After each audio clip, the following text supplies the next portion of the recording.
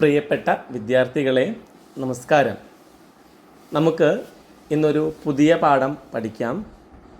തുഞ്ചത്ത് രാമാനുജൻ എഴുത്തച്ഛൻ്റെ ആധ്യാത്മരാമായണം കിളിപ്പാട്ടിലെ സീതാസ്വയംവരം എന്ന പാഠഭാഗം. നിങ്ങൾ എൻ്റെ ക്ലാസ്സുകൾ കേൾക്കുന്നുണ്ടല്ലോ. ക്ലാസ്സുകൾ പ്രയോജനപ്പെട്ടെങ്കിൽ നിങ്ങൾ സബ്സ്ക്രൈബ് ചെയ്യണം. പരീക്ഷ അടുത്ത് വരികയാണ്. എല്ലാവരും നല്ല രീതിയിൽ പഠിക്കുക. എല്ലാവർക്കും A+ കിട്ടട്ടെ എന്ന് പ്രാർത്ഥനയോടെ പാഠഭാഗത്തിലേക്ക് കടക്കാം. തുഞ്ചത്ത് രാമാനുജൻ എഴുത്തച്ഛൻ 16-ാം നൂറ്റാണ്ടിൽ ജീവിച്ചിരുന്ന മലയാള കവിയായിരുന്നു. പ്രാചീന കവിത്രയത്തിലെ കവികളിൽ ഒരാളാണ് എഴുത്തച്ഛൻ. പ്രാചീന കവിത്രയം എന്ന് പറയുന്നത് ചെറുശ്ശേരി എഴുത്തച്ഛൻ, കുഞ്ചൻ നമ്പ്യാർ എന്നിവരാണ്. മലപ്പുറം ജില്ലയിലെ തിരൂരിനടുത്തുള്ള തുഞ്ചൻ പറമ്പിലാണ് എഴുത്തച്ഛൻ ജനിച്ചതെന്ന് വിശ്വസിക്കുന്നു. കിളിപ്പാട്ട് പ്രസ്ഥാനത്തിൻ്റെ ഉപജ്ഞാതാവായും ഭക്തി പ്രസ്ഥാനത്തിൻ്റെ മുഖ്യ പ്രയോക്താവായും അദ്ദേഹത്തെ വിശേഷിപ്പിക്കാറുണ്ട്. ആധ്യാത്മരാമായണം കിളിപ്പാട്ട്, ശ്രീ മഹാഭാരതം കിളിപ്പാട്ട്, ഇതിനു പുറമെ ഹരിനാമ കീർത്തനം, ചിന്താരത്നം തുടങ്ങിയ കൃതികളുടെ കർത്താവായി എഴുത്തച്ഛനെ കണക്കാക്കുന്നു. മലയാള ഭാഷയുടെ പിതാവ് എന്നാണ് എഴുത്തച്ഛനെ വിശേഷിപ്പിക്കാറുള്ളത്. എഴുത്തച്ഛൻ എന്നത് യഥാർത്ഥ പേരല്ലെന്നും രാമാനുജൻ എന്നാണ് പേരെന്നും ചില പണ്ഡിതന്മാർ അഭിപ്രായപ്പെടുന്നു. എഴുത്തച്ഛന് മുമ്പും തെളിമലയാളത്തിൽ ചെറുശ്ശേരി നമ്പൂതിരിയെ പോലുള്ളവരുടെ പ്രശസ്തമായ കാവ്യങ്ങൾ, ചെറുശ്ശേരിയുടെ കൃഷ്ണഗാഥയാണ് ഉദ്ദേശിക്കുന്നത്, മലയാളത്തിന് ലഭിച്ചിട്ടുണ്ടെങ്കിലും രാമാനുജൻ എഴുത്തച്ഛനെയാണ് ആധുനിക മലയാള ഭാഷയുടെ പിതാവായും മലയാളത്തിൻ്റെ സാംസ്കാരിക ചിഹ്നമായും കരുതിപ്പോരുന്നത്. എഴുത്തച്ഛൻ്റെ കൃതികൾ തെളി മലയാളത്തിലായിരുന്നില്ല.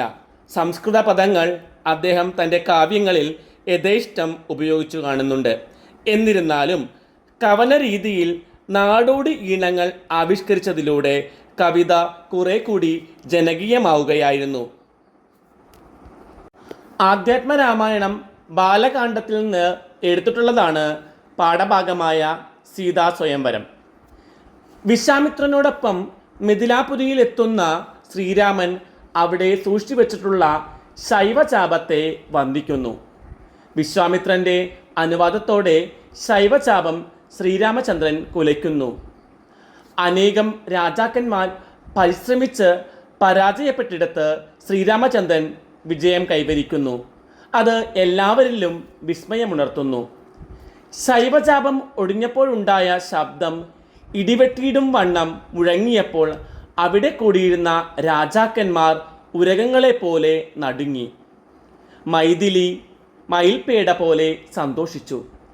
ജനങ്ങൾ വാദ്യഘോഷങ്ങളോടെ ഉത്സവാഘോഷം തുടങ്ങുകയും ദേവഗണങ്ങൾ പരമാനന്ദത്തിൽ മുഴുകുകയും ചെയ്തു.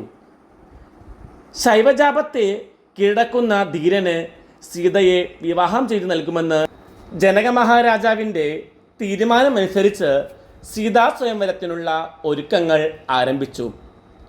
വിവാഹ വസ്ത്രങ്ങൾ അണിഞ്ഞ് തോഴിമാരോടൊപ്പം എത്തിയ സീത ശ്രീരാമനെ ആദ്യം നേത്രോൽപ്പലമാലയും പിന്നീട് വർണ്ണമാല്യവും അർപ്പിച്ച് വരിച്ചു. ആധ്യാത്മരാമായണത്തിലെ ഭാവഭംഗിയും ചമൽക്കാര ഭംഗിയും ഏറെയുള്ള അതീവ ഹൃദ്യമായ ഒരു ഭാഗമാണ് സീതാസ്വയംവരം എന്ന പാഠഭാഗം.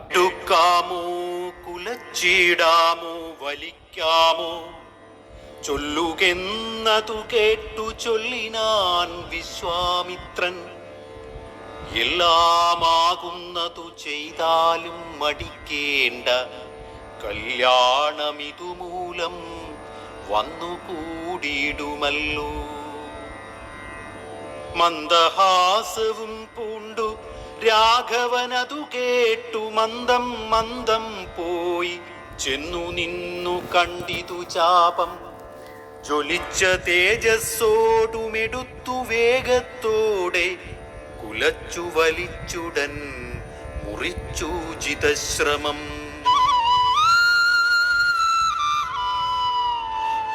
നിന്നരുളുന്ന നേരം ഈരേഴു ലോകങ്ങളുമൊന്നു മാറ്റൊലിക്കൊണ്ടു വിസ്മയപ്പെട്ടു ജനം. ചന്ദ്രശേഖരനുടെ പള്ളിവിൽ കണ്ടു രാമചന്ദ്രനു ആനന്ദമുൾക്കൊണ്ടു വന്ദിച്ചിടിനാൻ. ഇവിടെ ചന്ദ്രശേഖരൻ എന്ന് വെച്ചാൽ ശിവൻ. ശിവന്റെ പള്ളിവിൽ കണ്ട് ശ്രീരാമചന്ദ്രന് സന്തോഷമുണ്ടായി എന്ന് അർത്ഥം. ഇപ്പം വിശ്വാമിത്രനോടൊപ്പം മിഥിലയിലെത്തിയ ശ്രീരാമചന്ദ്രൻ എവിടെ എത്തിയിരിക്കുന്നു? വിശ്വാമിത്രനോടൊപ്പം മിഥിലയിലെത്തിയിരിക്കുന്നു. ജനക മഹാരാജാവിൻ്റെ കൊട്ടാരത്തിലാണ് അവർ എത്തിയിരിക്കുന്നത്. അവിടെ എത്തിയിട്ട് ശ്രീരാമചന്ദ്രൻ എന്ത് ചെയ്യുന്നു? ശൈവചാപത്തെ, ശിവന്റെ ചാപത്തെ വണങ്ങുന്നു. ഈ സമയത്ത് വില്ലെടുക്കാമോ കുലച്ചിടാമോ വലിക്കാമോ, വില്ലെടുക്കാമോ കുലച്ചിടാമോ വലിക്കാമോ എന്ന ശ്രീരാമചന്ദ്രൻ്റെ ചോദ്യം കേട്ടപ്പോൾ വിശ്വാമിത്രൻ എല്ലാമാകുന്നത് ചെയ്താലും മടിക്കേണ്ട, കല്യാണം ഇതുമൂലം വന്നുകൂടിടുമല്ലോ, അതെല്ലാം ചെയ്തോളൂ, ഇതുമൂലം കല്യാണം മംഗളം വന്നുകൂടും എന്ന്. കല്യാണത്തിന് ഇവിടെ രണ്ടർത്ഥം കൊടുക്കാം. ഒന്ന് വിവാഹം എന്ന അർത്ഥവും മംഗളം എന്ന അർത്ഥവുമുണ്ട്. ഈ വില്ലെടുക്കാമോ കുലച്ചിടാമോ വലിക്കാമോ എന്ന ചോദ്യത്തിന് അങ്ങനെ ചെയ്യുകയാണെങ്കിൽ, അത് ആ ശ്രമത്തിൽ വിജയിക്കുകയാണെങ്കിൽ എല്ലാ വിധത്തിലുള്ള മംഗളങ്ങളും ഉണ്ടാകും. ഇവിടെ ശ്രീരാമചന്ദ്രന് സീതയെ വിവാഹം ചെയ്ത് നൽകും എന്ന മംഗളം അവിടെ സംഭവിക്കും. ഇപ്പോൾ മന്ദഹാസവും പൂണ്ടു രാഘവൻ അത് കേട്ടു. മന്ദഹാസത്തോടെ പുഞ്ചിരിച്ചുകൊണ്ട് ശ്രീരാമചന്ദ്രൻ അത് കേട്ടു. അതിനുശേഷം ശ്രീരാമചന്ദ്രൻ ഈ ശൈവജാപത്തെ കുലയ്ക്കുന്നു. ഈ അനേകം രാജാക്കന്മാർ പരിശ്രമിച്ചിട്ട് പരാജയപ്പെട്ടെടുത്ത് ശ്രീരാമചന്ദ്രൻ അവിടെ വിജയിക്കുന്നു.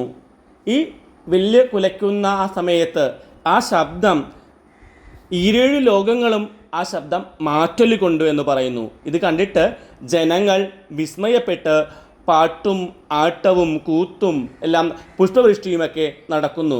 കുറേ വാദ്യങ്ങളും മംഗളസ്തുതികളുമൊക്കെ ദേവതകൾ മുഴക്കുന്നു. ഇതുപോലെ തന്നെ രാജാക്കന്മാർ ഈ ശബ്ദം കേട്ടപ്പോൾ, ഇടിവെട്ടുന്ന ഒച്ചയോടുള്ള ഈ ശബ്ദം കേട്ടപ്പോൾ രാജാക്കന്മാർ ഉരകങ്ങളെപ്പോലെ പാമ്പുകളെപ്പോലെ നടുങ്ങുകയുണ്ടായി. അതായത് ഈ ശ്രീരാമചന്ദ്രൻ ഈ ശൈവജാപത്തെ മുറിച്ചപ്പോൾ ഉണ്ടായ ശബ്ദം അത് ഇടിവെട്ടിയിടുന്ന വിധത്തിലുള്ള വലിയ ശബ്ദമായിരുന്നു. ഈ ശബ്ദം കേട്ടപ്പോൾ രാജാക്കന്മാർ ഉരകങ്ങളെപ്പോലെ നടുങ്ങി. അതുപോലെ തന്നെ ഈ ഇടിവെട്ടുന്ന ശബ്ദം നമ്മുടെ പാമ്പുകൾക്ക്, ഉരകങ്ങൾക്ക് എപ്പോഴും ഭയമുണ്ടാക്കുന്നതാണ്.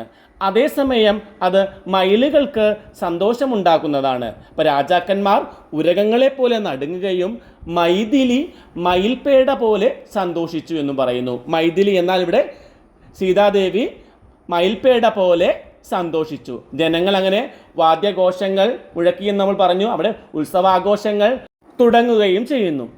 ദേവഗണങ്ങൾ പരമാനന്ദത്തിൽ മുഴുകുന്നു എന്നാണ് എഴുത്തച്ഛൻ പറയുന്നത്. ദേവഗണങ്ങൾ പരമാനന്ദത്തിൽ മുഴുകുന്നു.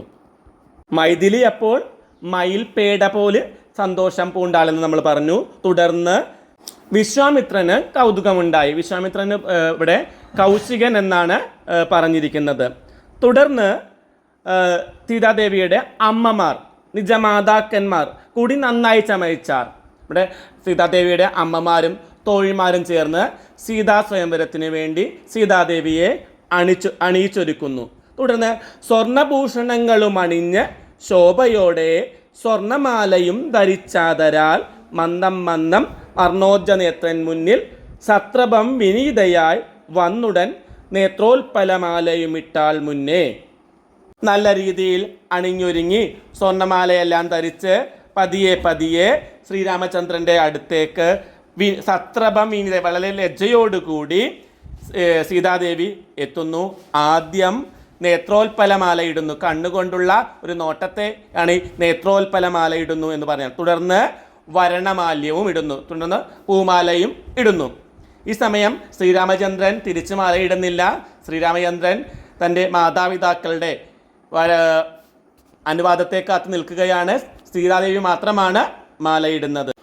വിവാഹ വസ്ത്രങ്ങളെല്ലാം അണിഞ്ഞ് തോഴിമാരോടൊപ്പം എത്തിയ സീത ശ്രീരാമന് ആദ്യം നേത്രോൽപല മാലയിട്ടു, പിന്നീട് വരണമാല്യം അർപ്പിച്ച് വരിച്ചു എന്നാണ് കവിതയിൽ പറയുന്നത്. നമ്മൾ നേരത്തെ പറഞ്ഞു, ആധ്യാത്മരാമായണത്തിലെ ഭാവഭംഗിയും ചമൽക്കാര ഭംഗിയും ഏറെയുള്ള അതീവ ഹൃദ്യമായ ഒരു ഭാഗം തന്നെയാണ് സീതാസ്വയംവരം എന്ന ഭാഗം.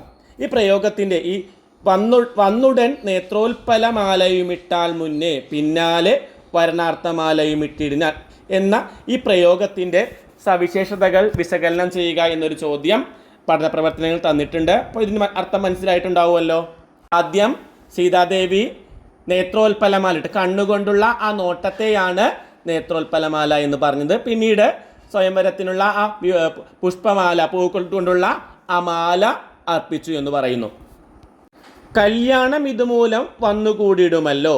കല്യാണം എന്ന പദം നൽകുന്ന അർത്ഥസൂചനകൾ എന്തെല്ലാമാണ്? നമ്മൾ ആദ്യം പറഞ്ഞു, കല്യാണം എന്നതിന് മംഗളം എന്ന അർത്ഥമുണ്ട്, വിവാഹം എന്ന അർത്ഥവും ഉണ്ട്. കാവ്യഭംഗി വിവരിക്കുക.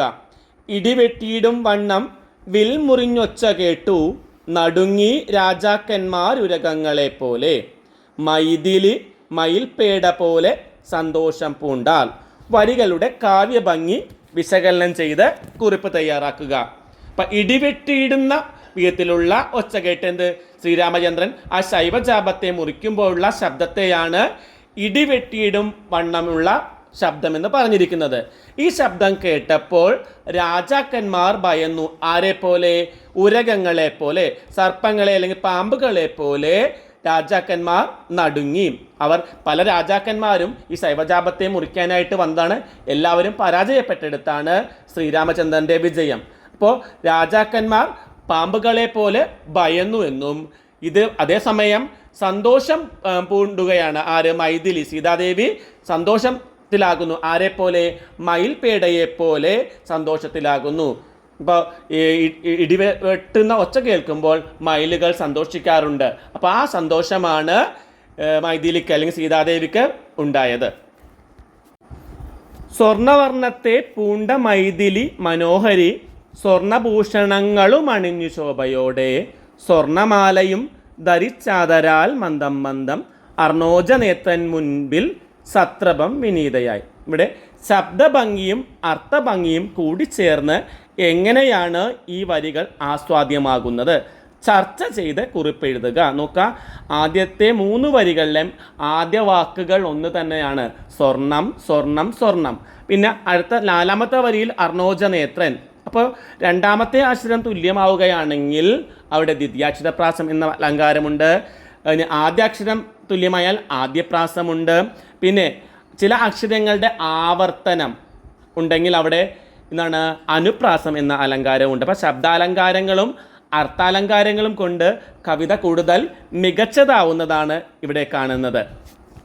ഒരു കവിതയിലെ ആദ്യത്തെ അക്ഷരം രണ്ടും തുല്യമാവുകയാണെങ്കിൽ അവിടെ ശബ്ദാലങ്കാരമായിട്ടുള്ള ആദ്യപ്രാസവും രണ്ടാമത്തെ അക്ഷരമാണ് തുല്യമായി വരുന്നതെങ്കിൽ അവിടെ ദ്വിതീയാക്ഷരപ്രാസം എന്ന് പറയുന്ന അലങ്കാരമാണ് വരുന്നത്. അതുപോലെ അക്ഷരങ്ങൾ വീണ്ടും വീണ്ടും ആവർത്തിച്ചു വരികയാണെങ്കിൽ അനുപ്രാസം എന്ന് പറയുന്ന അലങ്കാരവുമാണ് ഉണ്ടാകുന്നത്. ഇവ കവിതയ്ക്ക് ഭംഗി കൂട്ടുന്നവയാണ് അർത്ഥാലങ്കാരങ്ങളും ശബ്ദാലങ്കാരങ്ങളും. സ്വയംവര പന്തലിലേക്കുള്ള സീതയുടെ വരവിനെ കവി അവതരിപ്പിച്ചിരിക്കുന്നത് എങ്ങനെ? നമ്മൾ തൊട്ട് മുമ്പ് പറഞ്ഞ ആ ചോദ്യം തന്നെയാണ് അതിനുള്ള ഉത്തരം. എങ്ങനെയാണ് സീത സ്വയംവര പന്തലിലേക്ക് വന്നത്? അടുത്ത ചോദ്യം, സീതയെ മയിൽപേടയോട് സാദൃശ്യപ്പെടുത്തിയിരിക്കുന്നതിൻ്റെ ഔചിത്യ ഭംഗി വിശദമാക്കുക. നമ്മൾ ഇടിവെട്ടിയിടും വണ്ണം വിൽമുറിഞ്ഞൊച്ച കേട്ടു എന്ന് പറയുന്ന ആ വരികൾ വ്യാഖ്യാനിച്ചപ്പോൾ പറഞ്ഞത് തന്നെയാണ് സീതയെ ഇവിടെ മയിൽപേടയോടാണ് സാദൃശ്യപ്പെടുത്തിയിരിക്കുന്നത്. സീത ഇവിടെ മയിൽപേടയോട് ഉപമിച്ചിരിക്കുന്നു. അപ്പോൾ അതിൻ്റെ ഔചിത്യ ഭംഗി വളരെ മനോഹരമായിട്ടുള്ള ഒരു വർണ്ണനയാണ് ഇത് നമുക്ക് പറയാൻ സാധിക്കും. അപ്പോൾ എല്ലാവർക്കും ഈ പാഠം മനസ്സിലായെന്ന് വിചാരിക്കുന്നു. ഒരു അടുത്ത ക്ലാസ്സുമായി കാണാം. എല്ലാവരും ഈ പാഠഭാഗം ഇഷ്ടപ്പെട്ടെങ്കിൽ ഈ ചാനലൊന്ന് സബ്സ്ക്രൈബ് ചെയ്യാൻ മറക്കരുത്. നന്ദി, നമസ്കാരം. വീണ്ടും കാണാം.